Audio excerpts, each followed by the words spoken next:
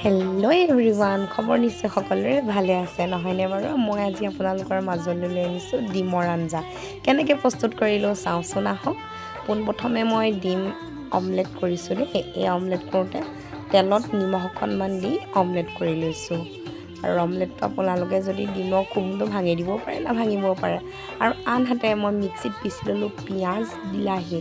কেৰাহী এখন পাতি ল'লোঁ, পিঁয়াজখিনি ভাজি লোৱাৰ পাছতে বিলাহীখিনি ভাজিছোঁ। তাৰপৰা নিমখ, হালধি, মছলা দিছোঁ, ঘৰুৱা মছলা। আপোনালোকে ক্ৰয় কৰি অনাও দিব পাৰে।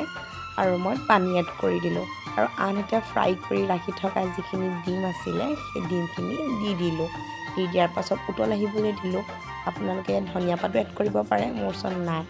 আৰু আজি হৈ গ'ল, কিমান যে ধুনীয়া লাগে খাবলৈ, আপোনালোকেও খাই চাব। আৰু ভাতৰ লগত আছে ভেন্দি, তিয়ঁহ চালাড, লগতে ডিমৰ আঞ্জা। কেনে পালে কমেণ্ট কৰি জনাবচোন। আজিলৈ বাই।